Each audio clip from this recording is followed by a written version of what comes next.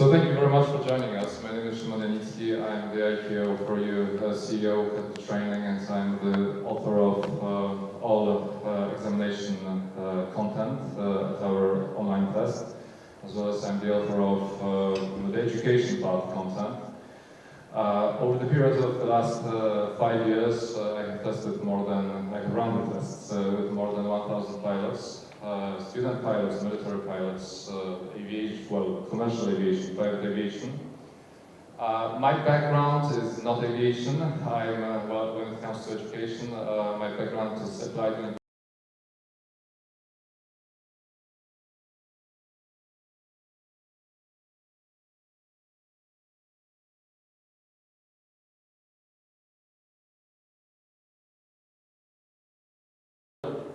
During this presentation, I'd like to start with a short recapitulation of the most horrible catastrophes in the history of aviation, which partly happened due to the problems with communication misunderstanding, misinformation, attitudes to communication, and so on. Then we will briefly discuss the most commonly made mistakes by the airmen at the test. And finally, we will safely arrive at the ICAO for you mission statement when it comes to what we want to achieve in our education path and our mission statements until the year 2030. So, okay, let's let the language do the talking, and let's take a look at some of these disasters, which, as I said, partly happened due to miscommunication. On purpose, I decided to omit the Tenerife disaster, Pan Am and KLM, because to the best of my knowledge, all aviation personnel is perfectly aware of what happened there.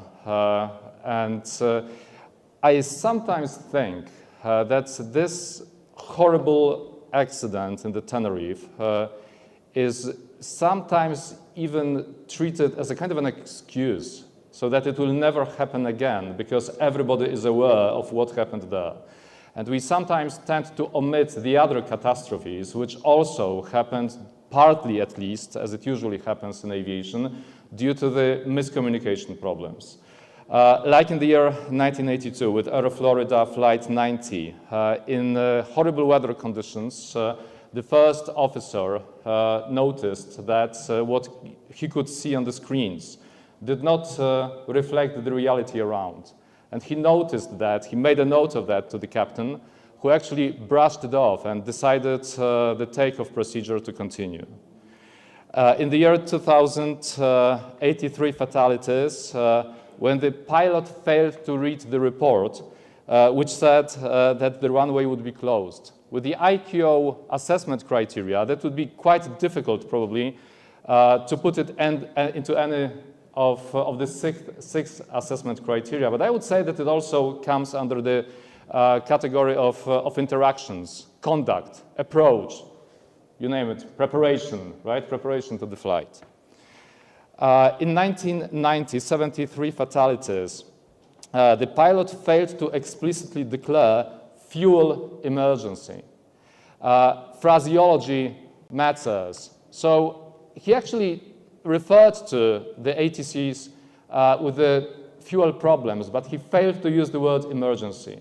With the ICAO assessment criteria, that would fall definitely under the category vocabulary phraseology.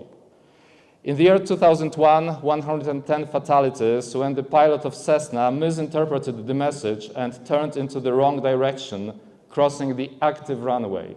Well, this active runway, traffic crossing from right to left to right, and so on, this is one of the most frequently made mistakes by the aviation personnel at the ICAO tests. Probably because of stress. You have to react at the ICAO tests very intuitively, on the spur of the moment. So all of these directions, active runway, crossing the active runway, taxiing to the holding point, we'll take a look at that in a moment, but that's something which, under the influence of stress, within the test which is 30 minutes long, probably makes somehow the airmen, also the very experienced ones, make common mistakes. The year 1980, with 146 fatalities, the pilot mistook the word inbound for outbound. There are several categories at ICAO tests under which we might interpret this. Grammar, prefixes, in, out. Vocabulary, phraseology, inbound, outbound. And probably also the common interactions or even listening comprehension because, of course, he heard it or he actually misheard it. The year 1978, 144 fatalities. In the transmission between Flight 182, the word past was misheard as passing. And that's the structure, grammar category at the ICAO assessment tests. Past as past participle, for passing, present participle in the structure. Totally different meanings, just because of the grammar suffix over here. 234 fatalities in 1997. The air traffic control ordered the pilot to turn right instead of left. Again, the interactions probably, the stress or the conduct approach. Now, if we take a look, if we recapitulate on that, we have the interactions category at the ICAO assessment. So attitude, conduct, approach. Vocabulary with phraseology. So that's what we said about some of those terrible errors which were made back then. Structure, grammar. Well, you know it much better than I do how important the rules in aviation are. You just all follow the rules. You just all follow the regulations. And please bear in mind that grammar is the regulation of the language. If we obey the rules of grammar, we've got something like, the spine of the language, which gives us a lot of comfort to communicate intuitively later on. I really believe that just like in the operation theaters and the hospitals, you in the cockpits, you have to be perfect with grammar. According to the simplicity rule, of course, no mixed conditionals in passive voice reported speech sentence at the same time. Like, how many times in your life would you use this type of sentence? That would be the violation of the obvious violation of the simplicity rule. But when it comes to, hey, come on, past, passing, I mean, no mistakes here, definitely. If we look at the most commonly made errors from the point of view of listening comprehension at the ICAO tests, we would actually need to recognize that sometimes the pilots have problems with properly recognizing the numbers. Airport infrastructure, taxiway, runway markings, ATIS indications, especially when these are those ones which the aviation personnel do not pay the first attention, let's say, the primary attention to. Because I have this kind of a feeling, it's like statistically I haven't counted it yet, that all the pilots would definitely take a look at dew point, right, as a digit, as a number, but not necessarily at the hour of the ATIS validity. So if we ask for that in the multiple choice section, sometimes that's misinterpreted. Well, because of stress, probably failure to understand directions, failure to understand resulting from the vocabulary incompetence. It does not only refer to phraseology proper. It may also refer to common language because we are obliged to test non-typical situations, reactions of the airmen. So if there is a statement, if there is a message, well, a passenger who is pregnant has gone into labor, and the pilot is not aware of what labor means in terms of pregnancy, well, he is going to lose the comfort of communication, or the ATC is going to lose this comfort of communication, because the pilot might start misinterpreting labor as the synonym of work, for instance, right? Not as the action of giving birth to a child. So that's why at ICAO for you we have also designed the list of vocabulary items. In case of medicine, the most commonly displayed symptoms by the patients who are on board, by the sick passengers. Failure to understand instructions, yes, that happens as well. Failure to understand messages which are longer than one short sentence. I do cherish the simplicity rule in aviation, just like in medicine, as I said, in the operating theaters. But sometimes when there is a non-typical situation, you have to describe it. You have to make the other person on the other side, you have to make the other person visualize that. And this is why at ICAO tests, we are all obliged to have the photograph description stage that the pilots hate. Because how many times actually do you describe the photograph in your adult life? The last time you probably did that was, I don't know, in your A-level test or at FCE or Cambridge Advanced English test. And then you have to describe the picture. But the primary reason why EASA and ICAO recommend this is, okay, make people visualize what you see when they by themselves can't see it. It is not the exercise which is difficult for very young pilots because they are just after school. They remember the photograph description stage. But when I ask Kai how many times he has described the pictures in the recent 5 years, not many, probably. Okay, so you don't have to describe the pictures. He's level 6. Wow. Then the last one, failure to understand longer messages pronounced with various accents. Yes, we are obliged to expose our candidates to the full range of accents. Hindi, French, German, Central East European, you name it, I agree.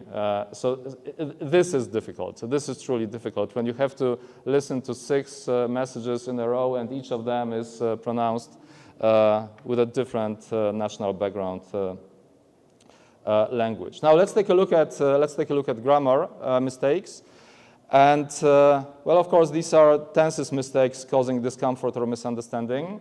Usually, in my opinion, these are not the type of mistakes which cause communication clash.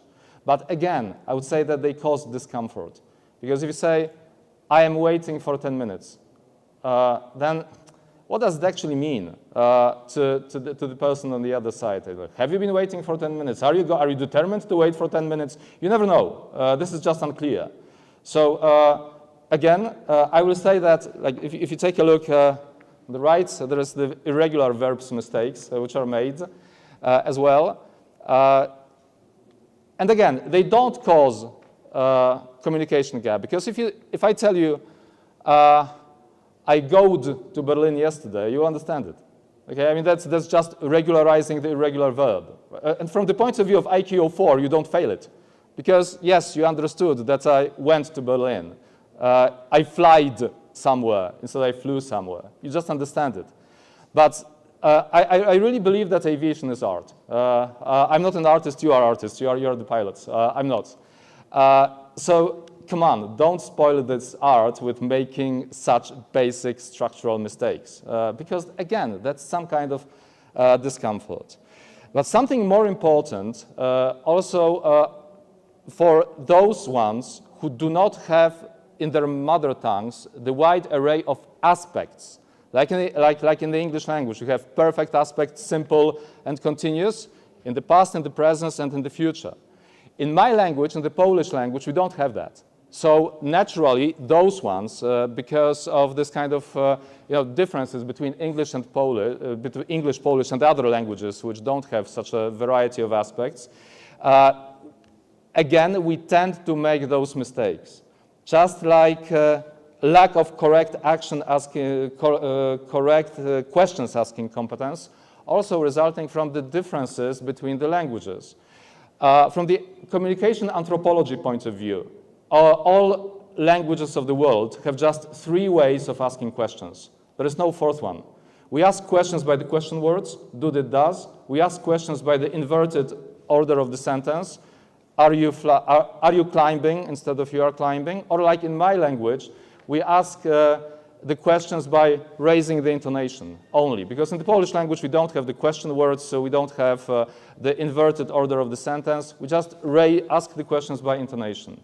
But if you do it in the English language, the other person might not interpret that as the question, especially in case of this Still, despite the technology advancement, imperfect communication, white noise, everything that you have in the cockpits. So, well, as an examiner, I don't accept this type of mistakes. I think that they can really bring grave results. If the question is not asked properly in English, this is not a question, it's a statement. So the other person might really misinterpret it as a statement. Failure to notice differences between conditional forms, yeah, just brushing that off a little bit. Negative sentences, position of not, I landed not, I not landed, landed I not, or whatever else. I mean, that really happens, and it happens quite frequently. And, limited modal verbs competence. With this modal verb competence, I mean, I should go, I should going, I should be going, I should going yesterday, I should going tomorrow. That's how grammar mistakes are made over here. The other one, I'm really surprised with this one, passive voice competence, because I think that most aviation manuals I know are written with the passive voice, when the action or the result is more important than who performs the action. So the rules need to be obeyed and so on. But in case of the passive voice, please don't make mistakes like assistance needing or help is giving, etc. Very important mistake, pay attention to that. In case of countable and uncountable nouns, the difference between a little and little, few and a few, the real language communication difference. As well as the irregular nouns. There are some nouns in the English language which don't have the English or the Scandinavian or even the Latin background, but they come from Old Greek. And they form plurals differently than the regular nouns. Like, okay, the weather phenomenon. Then it's not what are the most dangerous weather phenomenons for private pilots, but what are the most dangerous weather phenomena for private pilots. Kai was speaking about recruitment. So what are the recruitment criteria, not what are the recruitment criterions. This type of mistakes happen as well. So with the additional observations that actually recapitulates what I've been talking about, simplicity rule, which of course needs to be obeyed, but flexibility is of utmost importance over here. So simplicity in case of the typical situations, routine situations, but flexibility should facilitate the creative, open, visualization facilitating communication. When Kai started speaking about recruitment, and when I saw him in his organization actually welcoming the students, I thought it's a nice link to the very modern theory of linguistics, which deals with the full communication. And there are 5 photographs here because it's about aviation, but there are 6 rules of full communication. One is missing in aviation, and that's why we have to make up for this gap by being perfect, being fluent in all other communication rules. So the first rule is that we have to speak well. Obviously, the pilots do try to speak well, no mistakes and so on. The second rule is we need to be active listeners, and that's what you are masters at. You really listen attentively, you listen well. And out of the 6 rules of full communication, these are the only ones which are purely linguistic. The other 4 are psychological linguistics. So we need to be open for the needs, and yes, you are. I mean, that's your culture, being open for the needs of the others. The 4th one is giving assistance after being open to the needs, right? And again, yeah, that's who you are. The 5th one is analysis, post-communication analysis, drawing conclusions. Well, FA reports that you like studying from, because it's an excellent resource for studying. So the analysis of the communication failures, successes, and so on. So these are the 5 that exist in your world. But there is also one more which is inexistent. And Kai mentioned that, body language. Okay? Body language, which depends on who you talk to, is behind from 50 to sometimes 70% of human communication. It's inexistent here. So we need to make up for this deficiency by means of perfecting all other categories. So we have that dream at ICAO for you, this kind of mission statement, that by the year 2030, by means of our education path, by means of the events which we organize, we want to make sure that all aviation personnel in Europe communicates fluently, with confidence, and properly in the English language. And we have designed the online learning and testing system, which is recognized across all EASA countries since the year, or has been recognized in all EASA countries since the beginning of the year 2022. We work online. We do believe that online education and testing provides candidates and the examiners with comfort, with convenience, availability and accessibility, and a very important thing for all of you, it saves time. Time is the most precious resource these days, and this type of testing actually releases you from the time pressure. You don't have to travel to the tests. You don't have to travel for the education. You can do it from wherever you want and whenever you want. We do our best to make sure that all our content in education and in testing reflects the real situations.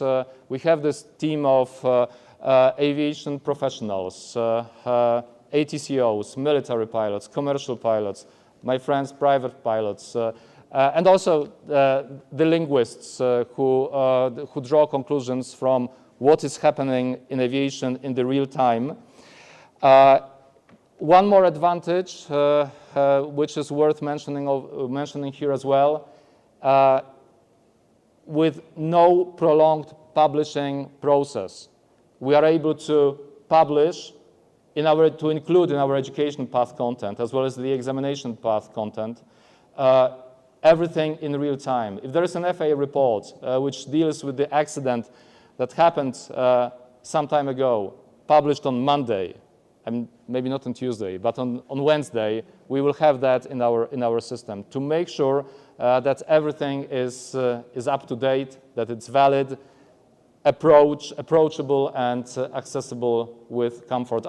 From the point of view of an educator, I really believe that we live in such stressful times on numerous levels that the comfort and the convenience of education is of primary importance.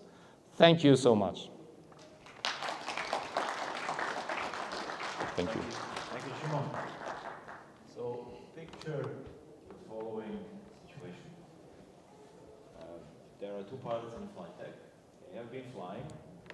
This is sector number 3, so they maybe got up at whatever, it was 5 in the morning, but by 11 a.m. they are definitely in the right place in their circadian rhythm stage.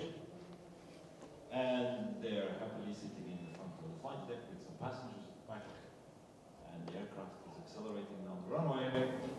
Nothing dramatic going to happen over. And then one day the pilot monitoring, as we know from procedures, calls P1, rotate.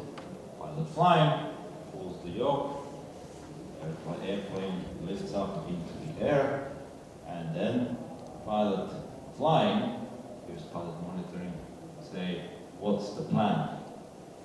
At this point, pilot flying goes, well, we've done this before, so either something's wrong, like I heard something, not precisely, but the plan generally is to fly up. So, pilot flying says, to fly. Pilot monitoring looks at it with a question mark on his face and says, what's the plan? And at this point, what do you mean, what's the plan? Put the gear up. And the other guy goes, yeah, that's what I said, positive climb. And puts the gear up. This really happened. Communication, vital for survival, and sometimes a source of a good story to tell at events like this, I guess. questions for Szymon should be addressed by Slido. Also, don't forget the Pilot Expo 2023 app, in case you're joining us for the first time today. It has a lot of information, not only about who is speaking next. In our case, we are looking for Mr. Kenneth Jepson. Sorry, Jepson, yes. And, but it also has information about where to find ICAO for you and the other exhibitors who are out there in the hall, ready to answer your maybe one-on-one discussion needs. We also have a social wall, which seems to have gone into overdrive this morning. Quite a few nice stories coming up. We also have a photo booth where you can take a picture with these fun people, if you want to. Now, maybe we can shoot a few questions.